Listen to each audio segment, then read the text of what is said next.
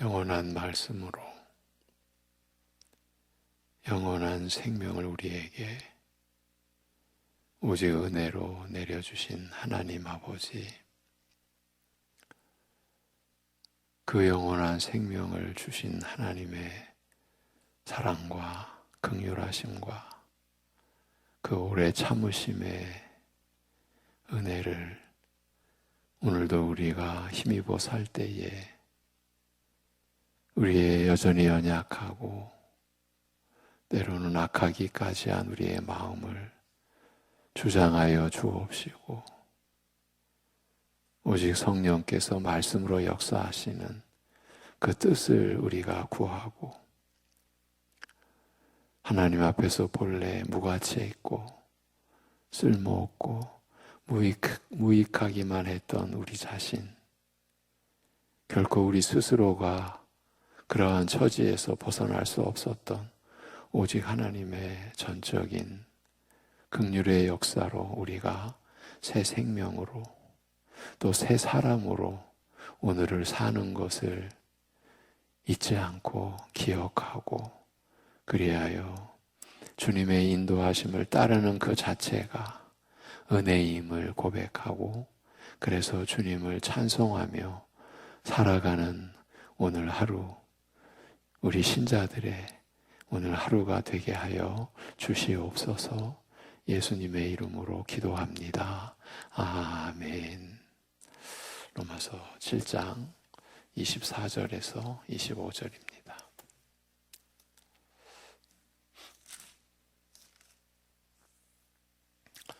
로마서 7장 24절에서 25절.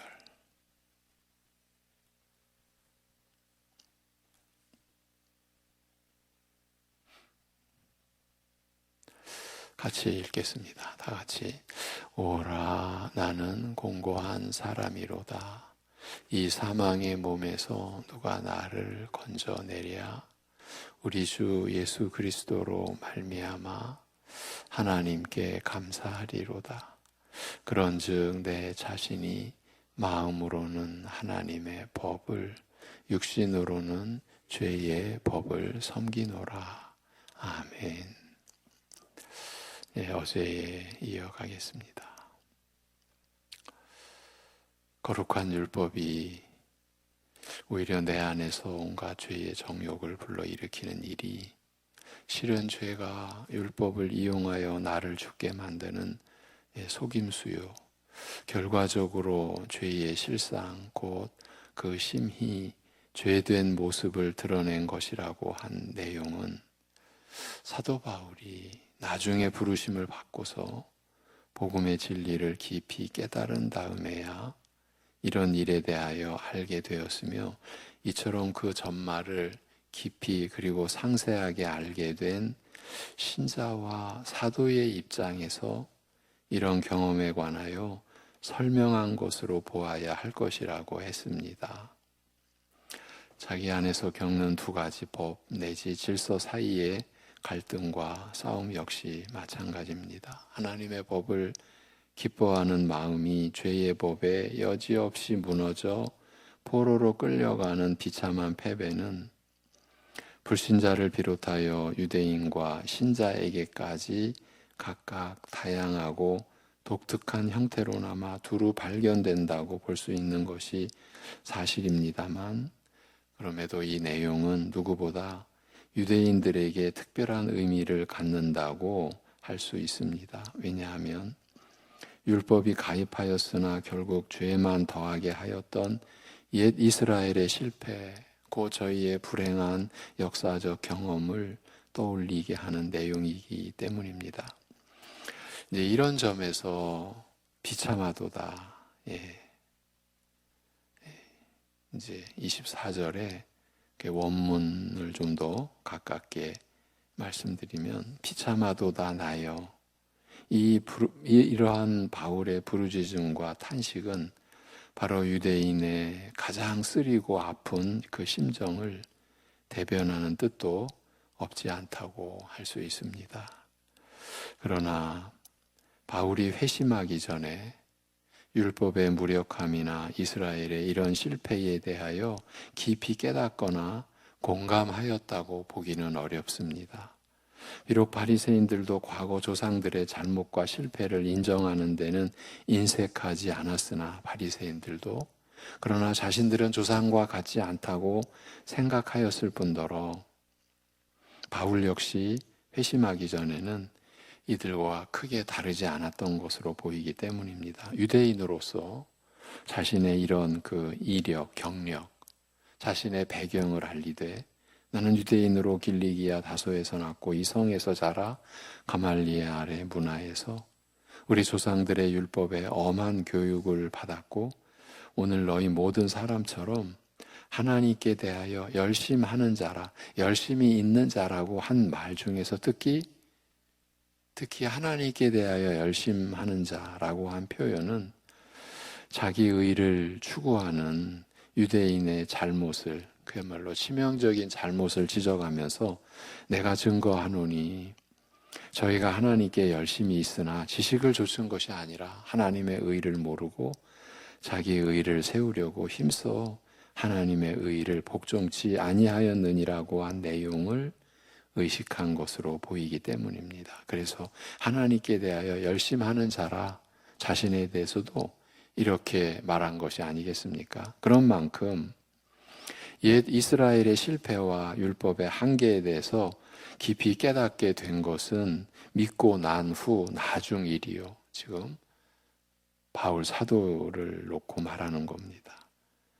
철저한 유대인, 바리새인 중에 바리새인, 그가 이렇게 옛 이스라엘의 실패와 율법의 한계에 대해서 깊이 깨닫게 된 것은 믿고 난 후 나중 일이요. 그 전말을 다 이해한 입장에서 과거 이스라엘 역사를 설명한 것으로 보아야 할 것입니다. 더욱이 속 사람으로는 하나님의 법을 기뻐하는 것, 이것이나 비참하도다 나여 이 사망의 몸에서 누가 나를 건져내려는 이 탄식과 갈망은 신자에게서나 기대할 수 있는 것이요. 더 나아가서 그러나 예수 그리스도 우리 주를 통하여 하나님께 감사하리로다라는 찬송은 그리스도를 믿는 신자 외에 그 누구에게서도 나올 수 없는 말입니다. 따라서 로마서 7장 7절부터 25절의 내용은 나라는 1인칭 사용이, 그러니까 주어가 그들이나 너희가 아니라 나라는 1인칭 사용이 암시하듯이 바울이 자신의 경험을 말하고 있는 것이 사실이나 동시에 그 폭을 넓혀 신자, 유대인, 불신자의 경험까지 두루 다 포함하고자 하는 그러한 확장성을 보이고 있다고 할 수 있습니다.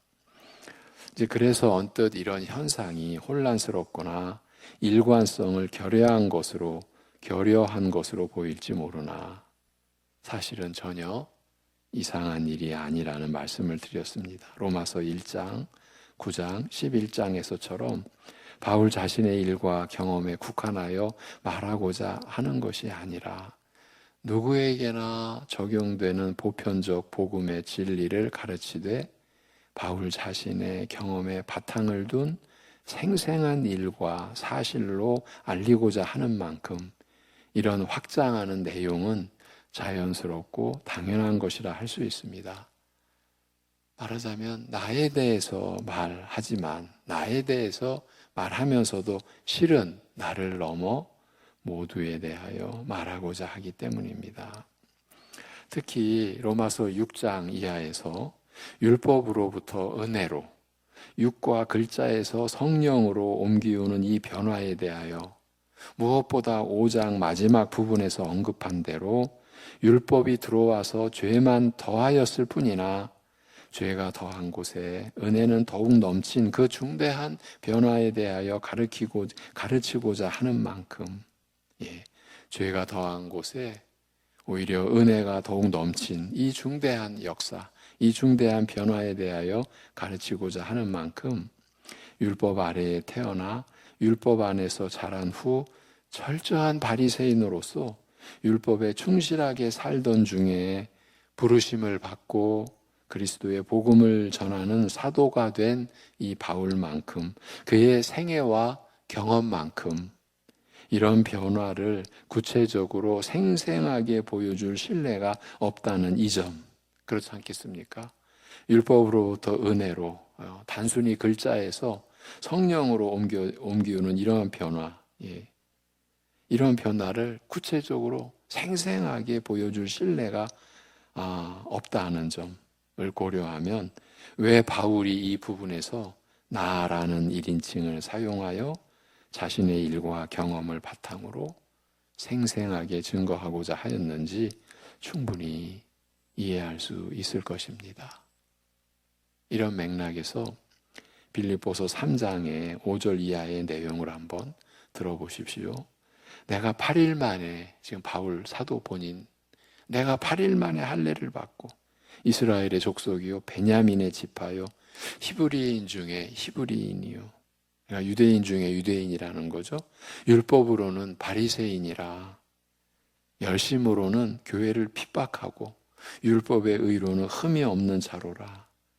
그러나 무엇이든지 내게 유익하던 것을, 그러니까 지금까지 이러한 율법의 의로는 흠이 없는 자라고 할 때에 그때 내게 유익하던 것을 무엇이든지 이제 내가 그리스도를 위하여 다 해로 여길 뿐더러, 지금 자신이 히브리인 중에 히브리인이요 율법으로는 바리새인이요 율법으로는 흠이 없는 자라고 했던, 율법의 의로는 흠이 없는 자라고 했던 그 모든 것을 이제 다 해로 여길 뿐더러 또한 모든 것을 해로 여김은 내 주 그리스도 예수를 아는 지식이 가장 고상함을 인함이라. 내가 그를 위하여 모든 것을 잃어버리고 배설물로 여김은 그리스도를 얻고, 그러니까 내가 율법의 의로는 흠이 없는 자라고 그렇게 진술하고 고백할 수 있는 그 모든 내용을 이제 다 해로 여긴다. 또 모든 것을 잃어버리고 배설물로 여긴다라는 거예요. 그것은 그리스도를 얻고 그 안에서 발견되려 함이니 내가 가진 의의는 율법에서 난 것이 아니요 오직 그리스도를 믿음으로 말미암은 것이니 그 믿음으로 하나님께로서 난 의라고 자기 진술을 합니다. 자기 신앙 고백을 하는 겁니다. 율법 아래에서, 곧 심판 아래에서, 율법의 정죄 아래에서 은혜 아래로 이렇게 옮겨진 변화에 대하여 과연 바울 외에 누가 이렇게 이처럼 절실하게 온몸과 마음으로 고백할 수 있겠습니까?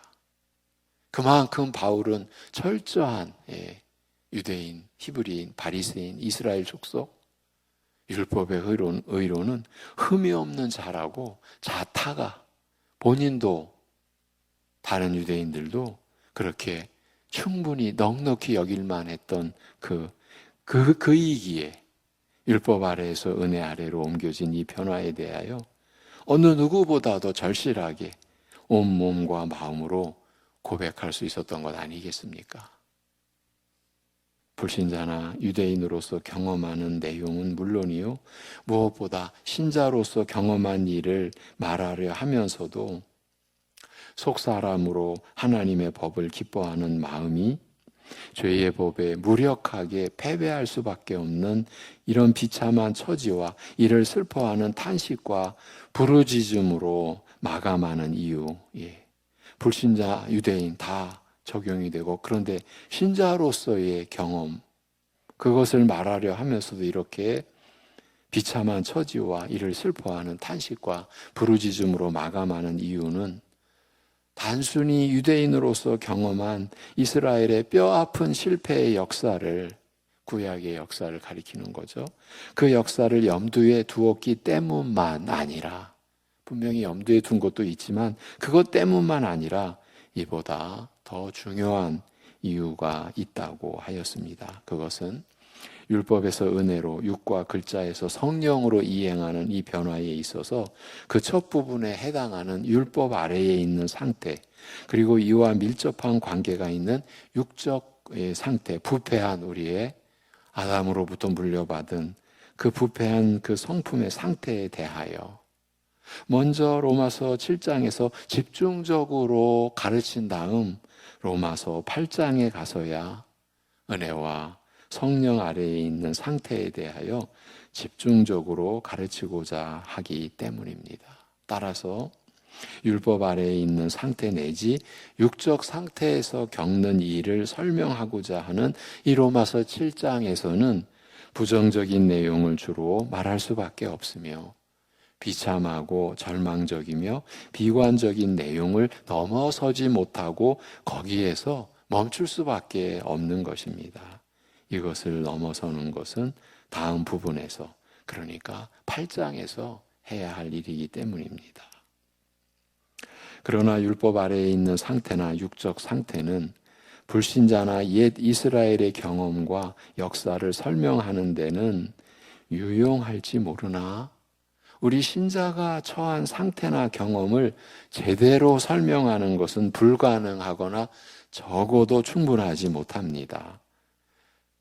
물론 신자도 육적 성품으로 말미암는 시험과 유혹과 갈등과 실패와 고통에 시달리는 것이 사실입니다. 그리하여 복음에 합당하지 않게 행하는 고린도 교인을 향하여 형제들아, 내가 신령한 자들을 대함과 같이 너희에게 말할 수 없어서 육신에 속한 자 곧 그리스도 안에서 어린아이들을 대함과 같이 하노라고 질책하고 있습니다만, 고린도전서 3장 1절입니다.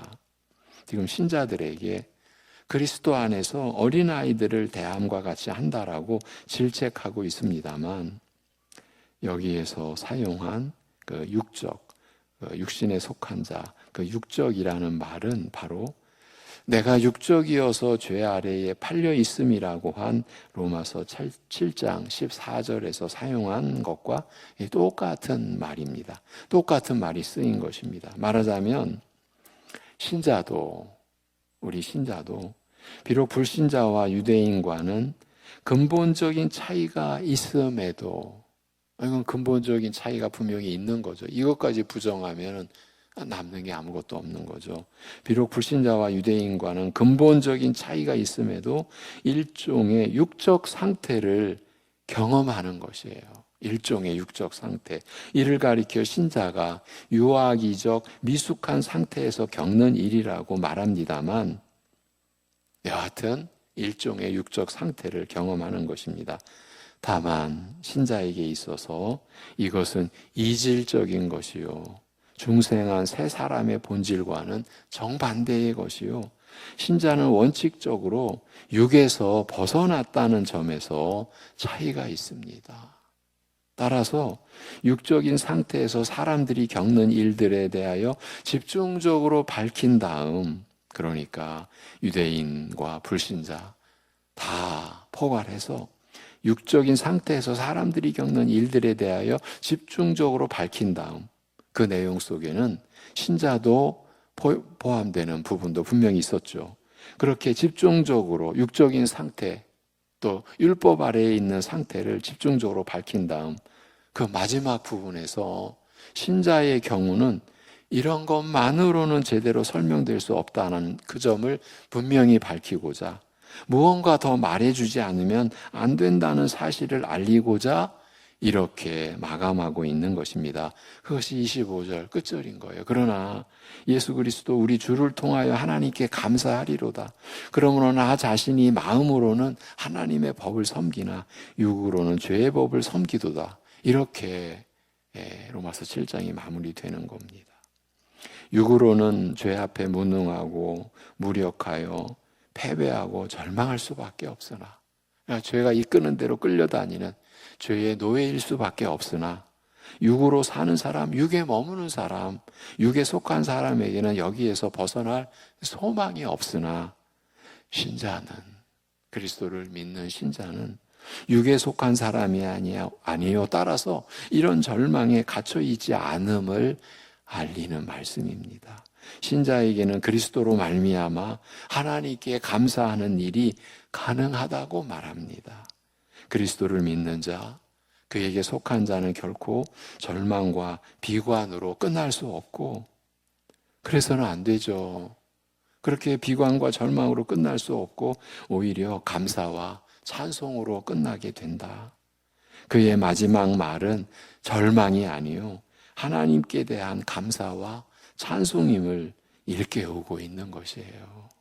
그리고 이런 감사는 오직 그리스도로 말미암아 가능한 것 아닌가, 그리스도로 말미암아 주어진다, 이 사실을 알리고 있습니다. 이렇게 이 마지막 부분에서 로마서 7장에서 강조하는 육적인 상태에서 사람들이 겪는 일들에 대하여 집중적으로 밝힌 다음 그 마지막 부분에서 그러나 신자의 경우는 이런 것만으로는 제대로 설명할 수 없다는 점을 분명히 밝히고자, 무언가 더 말해주지 않으면 안 된다는 사실을 알리고자 이렇게 마감하고 있는 거예요. 신자의 마지막 말은 절대 비관이 아니요 절망이 아니요 하나님께 대한 감사와 찬송이다. 이 점을 일깨우면서 이 감사는 오직, 이 찬양은 오직 그리스도로 말미암아 가능하며 그리스도로 말미암아 주어진다. 이 사실을 알리고 있는 거예요.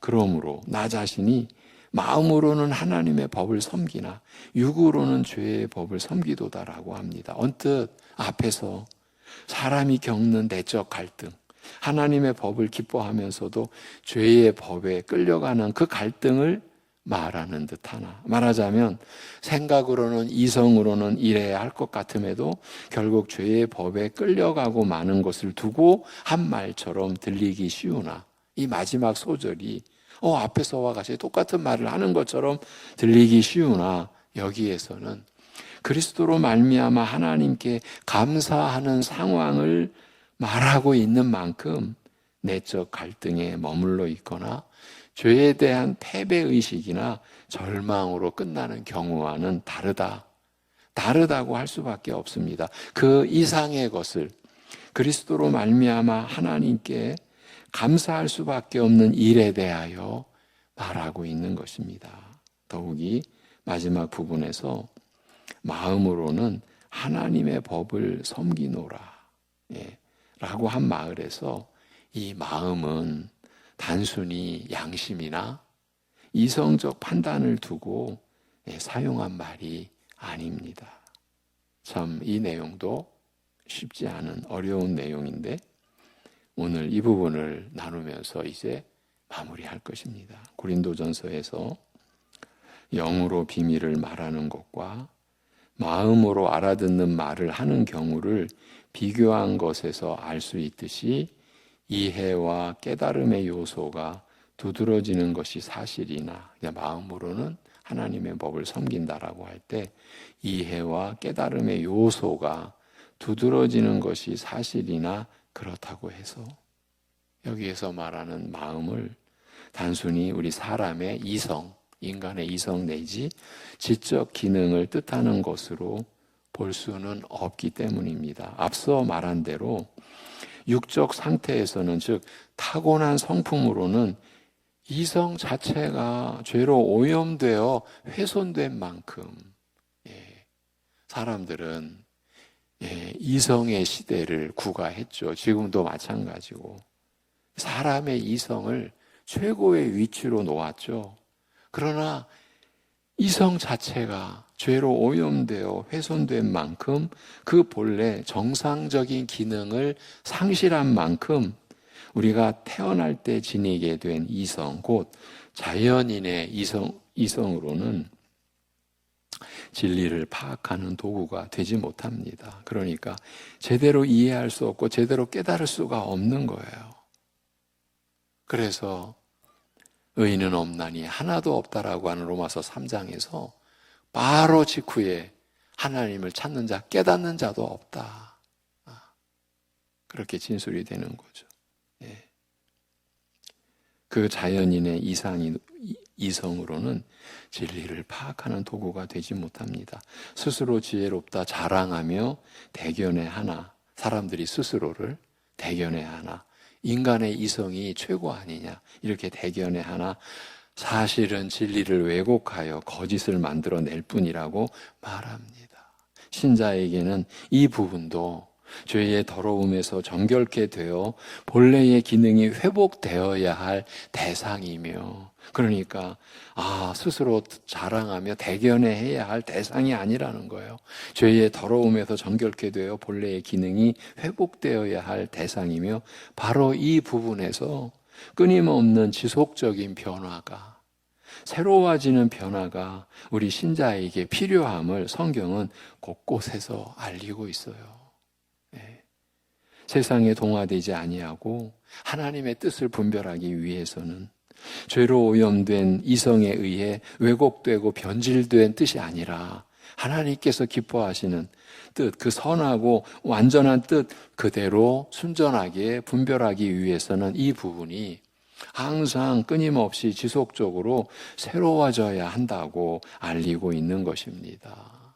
더욱이 누가복음 24장 45절에서는 부활하신 후, 죽음에서 부활하신 후 제자들에게 나타나 성경이 그의 죽음과 부활에 대하여 증거한 것을 가르치시면서 저희 마음을 열어 성경을 깨닫게 하신 일을 두고 저희 마음을 열어 성경을 이해하게 하셨다라고 적고 있습니다.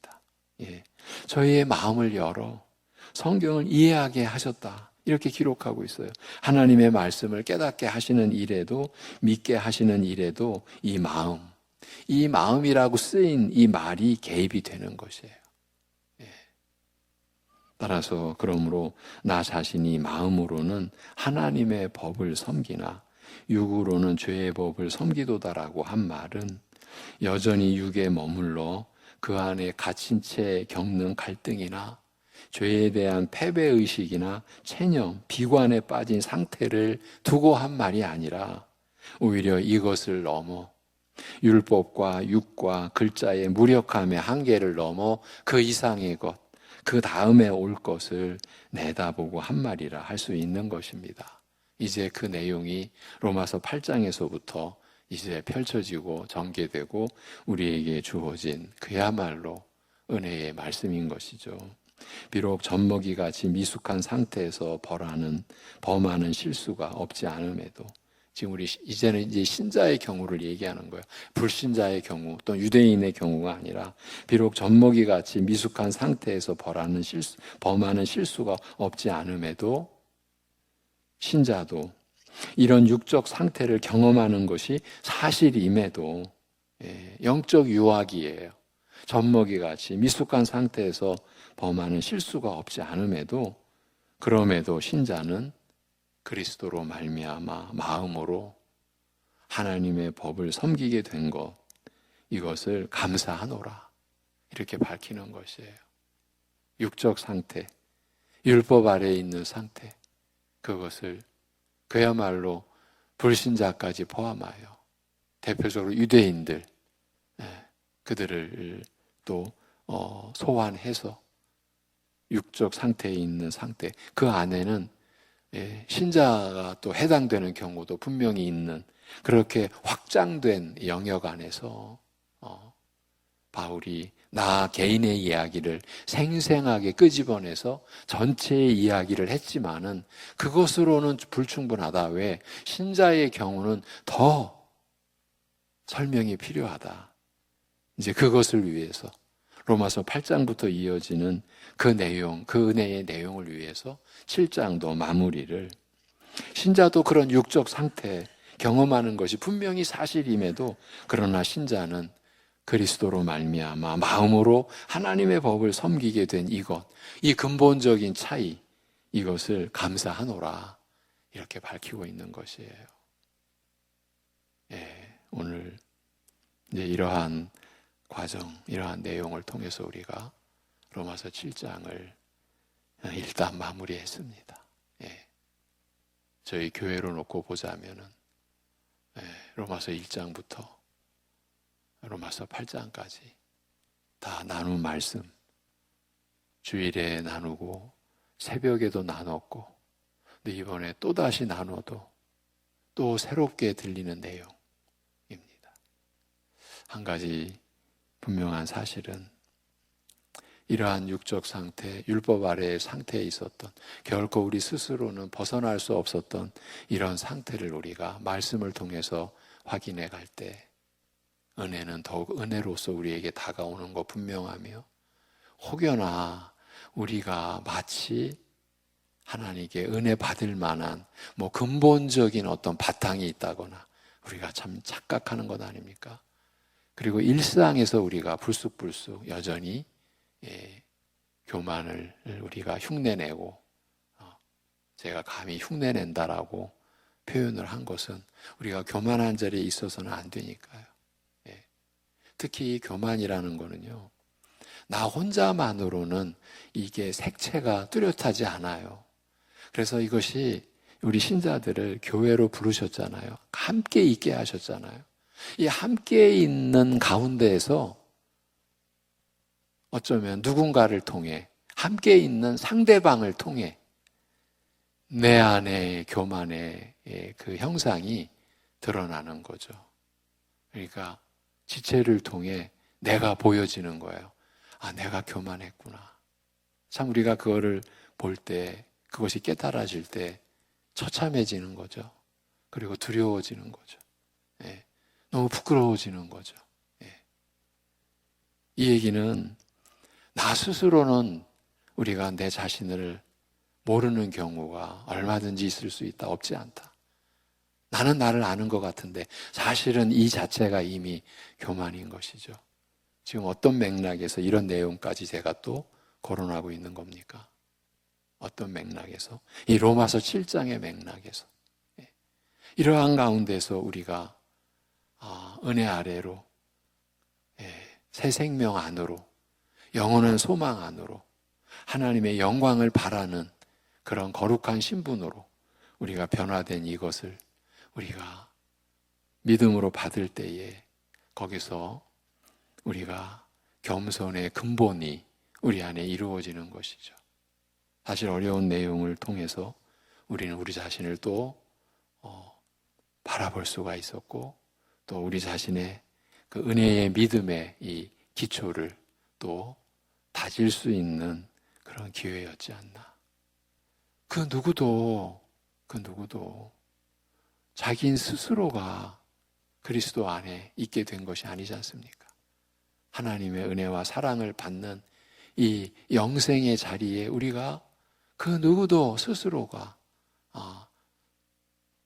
서게 된 것이 아니라는 이 사실을 우리가 이전에 분명히 알았다고 여겼던 그 사실을 이러한 로마서 7장, 특히 육적인 상태에 신자를 포함해서 불신자 또 유대인까지 다 두루 적용되는 이러한 상황을 볼 때에 우리가 받은 은혜가 그야말로 은혜로서 뚜렷하게 더 부각되어지는 그런 은혜를 우리가 깨달은 것도 분명하지 않나 싶어요.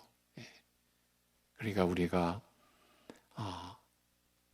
참 남을 통해서 나의 교만이 드러날 때, 이게 일반적으로는 남을 통해서 나의 교만이 드러날 때 이미 내가 비교적으로 상대적으로 그 나 아닌 남을 내려보고 멸시하고, 꼭 멸시까지라는 어떤 표현을 안 써도 어쨌든 그와 비슷한, 그리고 남을 내 기준으로 판단하는, 그것도 사실은 모르는 거죠. 내가 기준이 돼요. 이 말이 사실 무서운 말이에요. 오직 하나님의 말씀만이, 하나님만이 기준인데 우리는 내가 기준이 돼요. 이미 남을 판단할 때 이미 그때는 내가 높은 자리에 쓴 것 아닙니까? 이러한 우리가 일반적으로 겪는 이러한 상황에서 우리 자신을 보게 되는 이러한 경우까지 제가 말씀을 드린 것은, 우리가 이러한 말씀에 바로 서지 아니하면, 이러한 말씀을 바탕으로 하지 아니하면 우리는 믿음으로 은혜로 산다라고 하면서도 마치 그 믿음과 은혜가 남들과는 상대적으로 다른, 나에게는 있어야 할 이유가 있었던 것처럼, 있는 것처럼, 그래서 구별되는 다른 이들과, 지금 이 다른 이들은 신자를 말하는 거예요.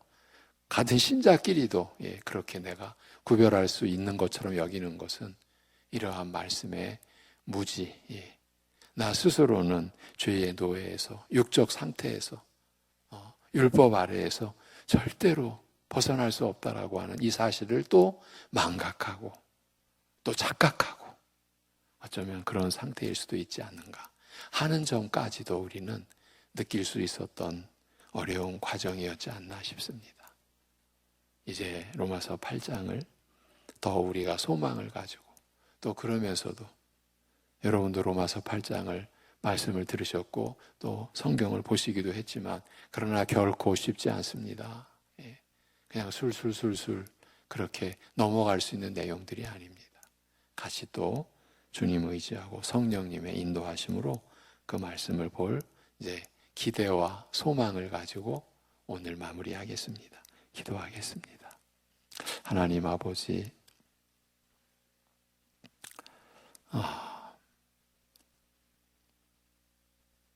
도대체 우리에게 어떤 일이 어떻게 일어났는지, 그래서 하나님께서 우리 안에서 일으키신 그 일로 인해 우리가 어떻게 근본으로 변화된 하나님을 향하여 거룩한 열매를 맺어가는 그 신령한 삶을 우리가 살 수 있게 되었는지를 밝혀주시는 그 말씀, 우리에게 또 보게 하시고 듣게 하시고 허락하여 주심을 감사합니다.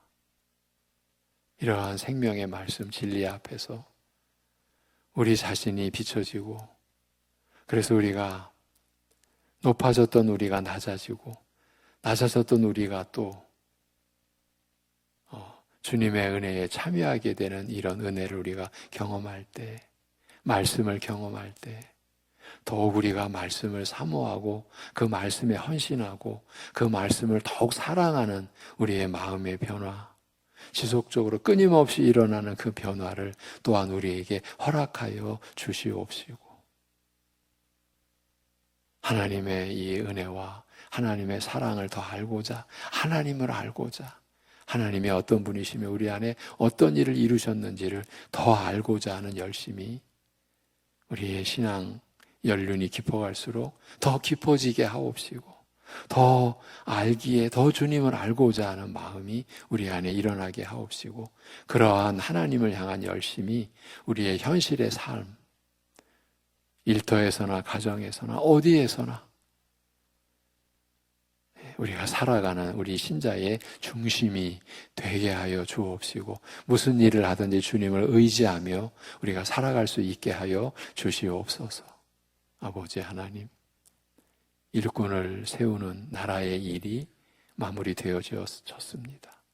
이제 그 결과를 앞에 놓고 또 나라는 또 한 번 진통을 겪을 때 우리 신자들은 오직 하나님의 다스리심, 영원한 다스리심, 그 하나님의 긍휼과 섭리를 우리가 바라보고, 우리는 이 세상을 의지하거나 믿는 것이 아니라 하나님을 의지하고 믿는 자로서 더욱 하나님을 의지하여 나라를 위하여 기도할 수 있는 하늘의 시민권을 둔 신자의 본분으로 나라를 위하여 기도할 수 있는, 우리 민족을 위하여 기도할 수 있는 우리의 중심되게 우리를 붙들어 주시옵소서. 오늘도 연약한 우리 지체들, 이웃들, 우리 가족들 주님의 장중에 붙들어 주셔서 육신적으로 연약하거나 영적으로 연약한 그 모두를 주님 붙들어 주셔서 어렵고 어둡고 힘들수록 주님을 의지함이 우리에게 얼마나 소중하고 감사한 일이고, 우리의 모든 것을 주님께 아뢰일 수 있는 것, 다 맡길 수 있는 것이 우리에게 주어진 특권이라는 것, 그야말로 우리의 마땅한 본분이라는 것이 그 어려움 속에서 또 새롭게 느껴질 때 우리를 향하신 하나님의 사랑이 얼마나 큰지, 하나님의 우리를 향한 그 긍휼히 여기시는 마음이 얼마나 우리를 복되게 하고 우리를 영예롭게 하는지를 또 새삼 느끼고, 그래서 더 그 어려움 속에서 감사함으로 찬송함으로 하나님을 높일 수 있게 하여 주시옵소서. 이 모든 것을 주께 맡기고 감사드리며 우리 주 예수 그리스도의 이름으로 기도하옵나이다. 아멘.